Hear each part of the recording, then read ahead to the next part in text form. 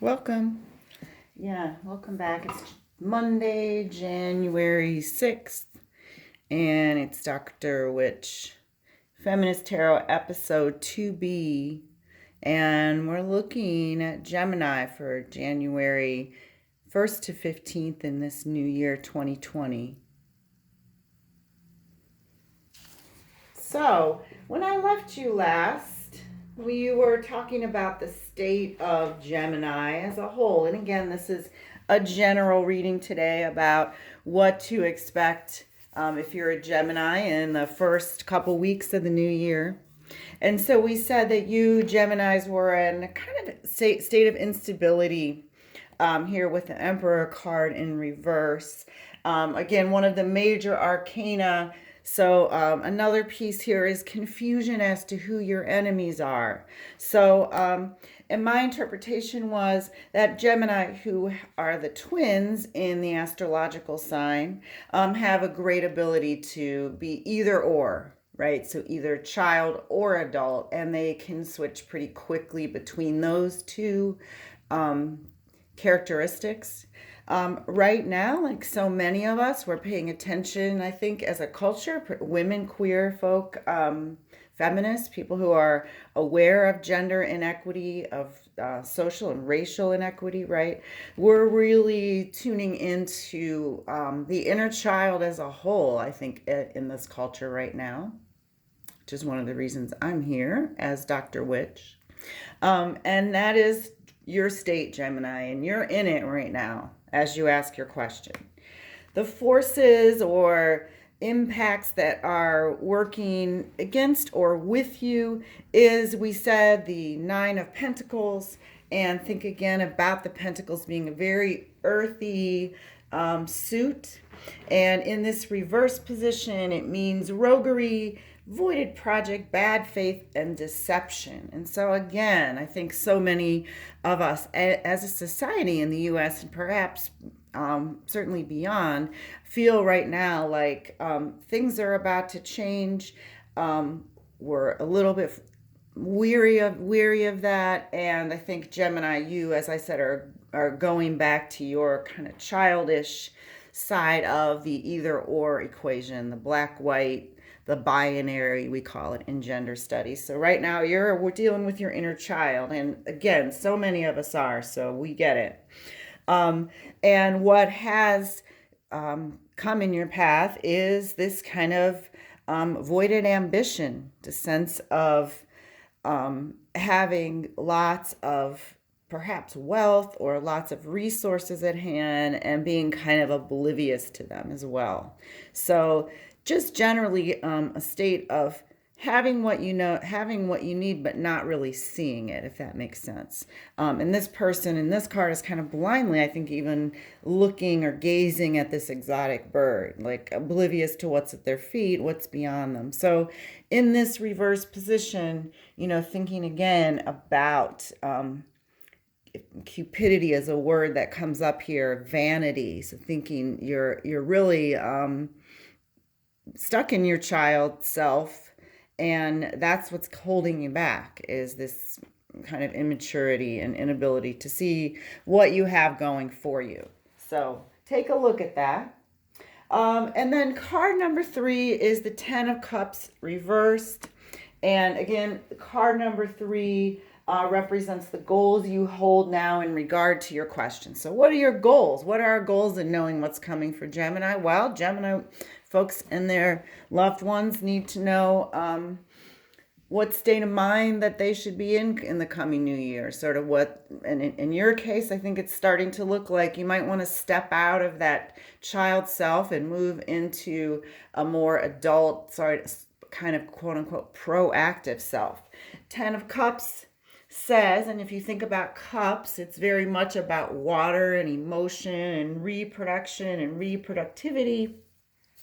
So if we want to look specifically at how the cups in this situation reflect, in this reverse situation let's just take a quick look at what our what our classic Rider Tarot says. And in a reverse position, it means the repose of the false heart, indignation, and violence. So in that up there question, these are the goals that you hold. And like many of us, Gemini, we want to end some of the violence that we're seeing, not just the physical violence. And of course, that's part of it. I think part of it too is this this psychological violence. Who are our friends? Who are our enemies? And we're finding out that some of these men that we trusted are wolves in sheep's clothing. So, not necessarily the person who holds the office of a president, that's pretty obvious, but some of these other folks, right? Joe Biden might be one. Maybe you're thinking about him as a potential person to vote for in the primaries, but you're not sure because the hair smelling thing's happening. I mean, it could be that general, could be a very specific person. So again, a weariness. And then looking down at card number 4, and that is the way back. So you've got a major arcana in a reverse position here, Gemini, and this is the Empress. She is no joke. What is it? The foundation is light, truth, and the unraveling of involved matters. Thinking about this in your own life. What complex situation have you been dealing with either in the last few years under kind of the political nightmare that many of us who teach gender studies and are activists feel that these past 3-4 years was. Where are you in all of that? And I think that this card is really great for getting into our understanding in its straight up position, so unreversed. It's about initiative, action, long days, and difficulty, right? But in its reverse state, it is about the truth. So there's some truth somewhere rooting your question at this moment, also rooting into the deep past. So maybe even these notions about equality that the country's been dealing with since its founding documents, right? Having enslaved people while you're talking about freedom. That's a long held truth of our culture. Having women unable to vote until 100 years ago, but being called equal or being not even part of the citizenry, really. So there's lots of history here about the truth that is now being revealed. We got 2 more before we move on to sort of the outcome. And I know I went over this yesterday. I want to see if I can synthesize quickly. Sometimes I can be wordy, so I'm working on that. But our next card is number 5, which is what is behind you. So what's been going on lately? And that's the recent past. Judgment card, another big card in the arcana. And in this straight up positions, it's a change of position and a renewal, right? So that's pretty huge. You think about where we are as a culture politically, Gemini. If you think about what it means in your day-to-day life, renewal and outcome is a lovely card to have, particularly when you're thinking about what's been going on recently. And perhaps that is as difficult of a position that our country is in right now. The notion of the impeachment might be a shift and a change. How does that play out into your life? This is the very recent past, okay? So not the history past of the foundation, but just within the last year or so. Okay, Page of Swords in the reverse position.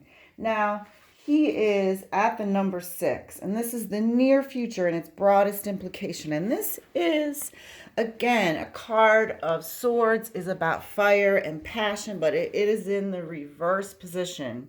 So that is a somewhat troubling card. It's a card of warning, so that means that you can do something about it, which is always an important, I think, an important tool of tarot or of any kind of work like this is to really think about cards not just as impending predictions, but as things that once you're aware of, you might change. So I hope that helps you better understand. And the Page of Swords in this reversed, it has the more evil side of the qualities of authority, vigilant, spying. And it's about what is unforeseen. Sickness might be here. And once again, could be as simple as I flew a lot and there were lots of people sneezing, so I better take my vitamin C. It might be I should slow down on the salt and the sugar because my doctor says I have high blood pressure, right? So whatever it is, taking action here is important. Okay, so here you are, Gemini. You've got the tools in front of you, and your ability or your inability to see how much access to resources you have here is it looks like your biggest setback in your goal and the question of what's up, what's coming for you in 2020 in the first couple weeks. All right, so we'll move on to the culmination, which are the last four cards of the Celtic cross spread. And the first of these is number 7, and this is you. Again, a major arcana. Number 21, the major arcana, the world, assured success, voyage, route, flight, change of pace. Wow, excellent card. So as you ask your question, and these are the deepest instinctual impulses, the balancing, juggling, and socializing forces. So everything that's going on in your home, everything perhaps in your community, and then everything on a bigger political sense.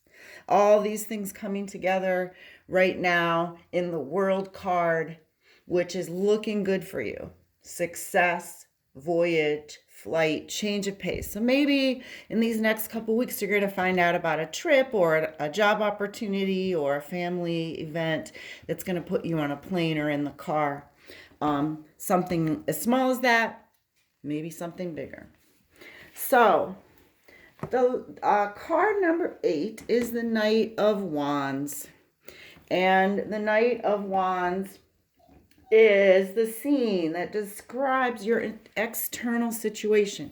So maybe it's your work, maybe it's home, Gemini, maybe it's the broader world, maybe church. It's a community, a club, something that you're very involved with in this position. So the scene that you're in. And the Knight of Wands, thinking again about the wands as an air sign. So very atmospheric, inventive, a little airheaded. The Knight of Wands is a card of absence, flight, immigration. It's a man, he's friendly, and this depicts perhaps a change of residence. So maybe for you, maybe someone you know is coming back in to your life and moving back into your town or into your work. Doesn't have to be specific to your house or apartment. Can be just a place where you spend a lot of time. So start to pay attention to that.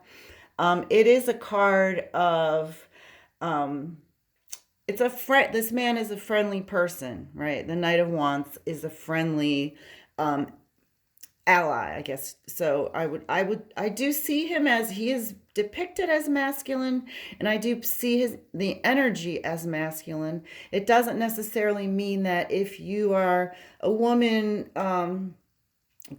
cis or queer or trans, that doesn't mean that this isn't about you. It just means that perhaps the masculine side of you is ready to have a change of scenery, move forward in some way. Okay, we're almost there. Here we go. Card number 9. This is your inner situations, your fears, and your drives. So I want to go back to your Emperor card when we were talking earlier about your kind of confusion and immaturity and going into the young infant side of your Gemini binary self. And again, what's holding you back?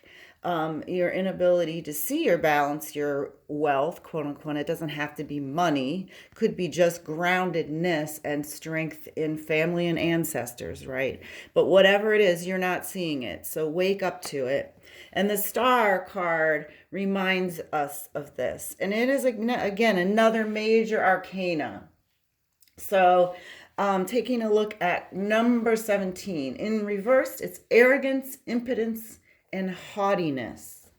So, how you doing in this card when you start to think, I add it all together. I am an adult. Maybe that's been your reaction so far to this part of the reading. What are you talking about, Dr. Witch? I'm working 5 jobs, paying the bills, taking care of my kids, going to school, whatever it is you do. You think you got it. Well, you do, of course. But take that energy that they call it arrogance in the Rider-Waite Tarot and turn it into in less about a defensive mode and more about a productive, offensive kind of attitude. Does that make sense? So don't take that, again, take it as a warning in a way to just kind of take a look at what you have going on in this moment. And in your, not just around, but inside, right? So your inside inner emotions. Lastly, Page of Pentacles. Now this card is the final result. It's a culmination of all the other cards. And it answers or attempts to answer the story that's laid out in the cards. So we're going to look up the Page of Pentacles. I'm going to turn him right side up so you can see him as I'm taking a look at our Rider Tarot deck. And you'll notice as you see him that he's sitting in a really lovely kind of outdoor rural setting or farm setting. And he is in the reverse position. And he's well dressed. He seems to be some sort of shepherd, thinking again about him as a grounded individual, and we definitely see that in the card when we look behind him at the kind of fruitfulness of the ground and the protectiveness of the ground with the mountain range behind him. And in this reverse position that we had him in, our guide says that he is representative of lavishness, extravagance, luxury, and perhaps unfavorable news. So again, thinking back to the child side, like the spoiled kid who got everything they wanted at Christmas and kept asking for more. So Gemini, try to quell that. You're not going to get everything you want all at once. Sadly, I wish we could. But if you temper your arrogance, make yourself a little more humble, then our hope is that you can make a change and be in a better position than what we're seeing here with the Page. Again, so this lavishness, the looking again for luxury. Here we even see how the Page is sort of staring admirably at the one coin that he's got positioned in his hand. So maybe get your eye off the prize, so to speak, and start to think differently about what your prize or outcome might be. So this is a time for you, Gemini, to really, really reevaluate. We all the signs, many again of us who suffered under this current administration, get you. We're all dealing with the inner child. We're all trying to heal from it. We're all trying to step forward in the new world. And so we are with you. And I'm going to start, not this time, but next time. My next reading is going to be on Aries, which is my sign. And I want to start then reading quotes from other scholars. And I'm going to when I read for Aries, which I'm hoping to get on YouTube by tomorrow. I'm going to read from Inga Mucio's Cunt. So this is a revised edition. And so we'll look forward to hearing some of that. I want to bring other scholars' voices, other queer feminist scholars' voices onto Dr. Witch Feminist Tarot whenever I can. So thanks, everyone, and happy Monday, Geminis in particular. We gotcha.